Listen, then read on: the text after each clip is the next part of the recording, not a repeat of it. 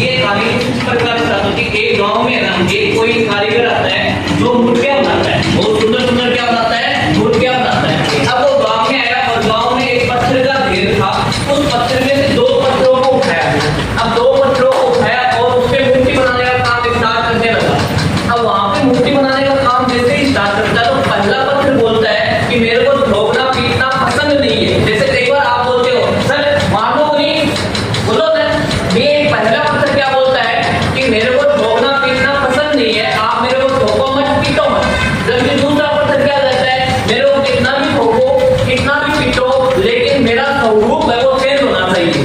स्वरूप क्या होना चाहिए, चेंज। जैसे आप में से एक स्टूडेंट होता है वो कहता है सर मेरा हाथ भी मत लगा दियो, मतलब मारनो को नहीं, मेरे सही नंबर गिरवाओ। एक बच्चों है नागनसी वो के लिए सर कितो ही मारो, ये लो मेरे क्या आना चाहिए, नंबर आना चाहिए, मेरे चीजें समझ में आनी चाहिए। तो दोनों दोस्त थे, सेम थे पत्थर, जब पत्थर भी लेते उठाए तो दोनों पत्थर सेम थे, लेकिन एक ने क्या बोला मेरे को ठोकना पीटना पसंद नहीं है, दूसरे ने क्या बोला मेरे को कितना भी ठोको कितना भी पीटो लेकिन मेरा स्वरूप बदलना चाहिए।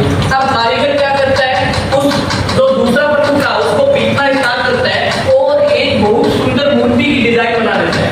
और जैसे ही उस मूर्ति की डिजाइन बनती है मतलब उसको जितना ठोकना था जितना पीटना था उतना ठोक लिया, और जैसे ही मूर्ति की डिजाइन बनती है उस मूर्ति को मंदिर में विराजित किया जाता है।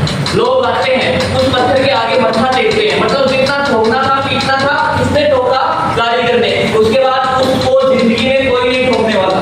किसको, क्योंकि अब वो क्या बन गया है, भगवान।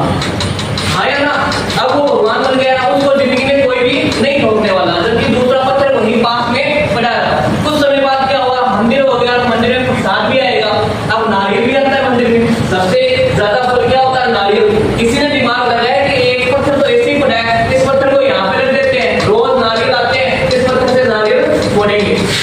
जिसको ठोकना पीटना पसंद नहीं था उसको उसी मंदिर के बाहर रख दिया, कोई भी आता उसी पत्थर से क्या फोड़ता, नारियल। अब उसमें क्या हुआ, जिसको ठोकना पीटना पसंद था वो तो क्या बन गया, भगवान। दूसरा पत्थर वहां पे रख दिया, वहां पे लोग आते रोज नारियल फोड़ते।